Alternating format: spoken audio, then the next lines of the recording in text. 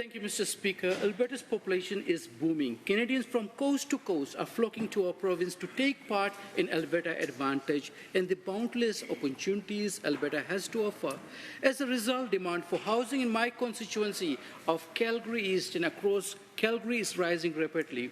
Can the Minister of Seniors, Community and Social Services please share what programs our government has developed to ensure a sufficient supply of housing in Calgary and all of Alberta?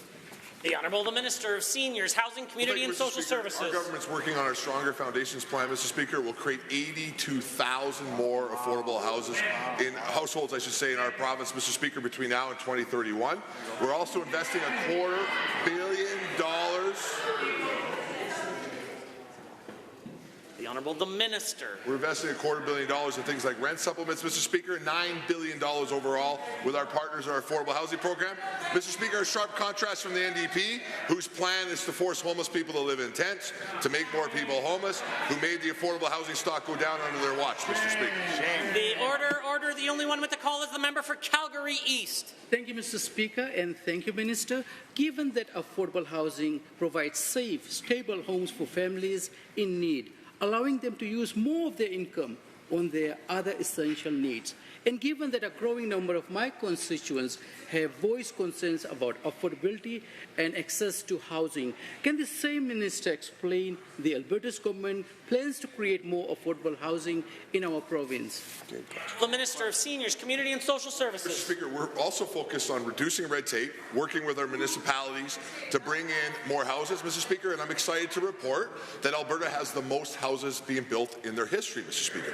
Even last January, Mr. Speaker, the City of Calgary, for example, had the highest houses built in a January since statistics were kept in our province, Mr. Speaker.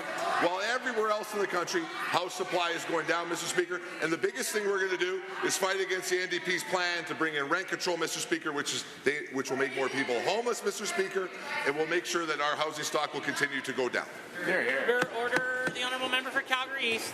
Thank you, Mr. Speaker, and thank you, Minister. Given that the rising cost of living, higher interest rates, and increasing cost of housing are deepening the calls for action to make housing more affordable and accessible in our province, can the same minister please explain what measures the government is taking to improve the outlook of housing affordability in our province and ensure Alberta continues to be the best place in the world to call home?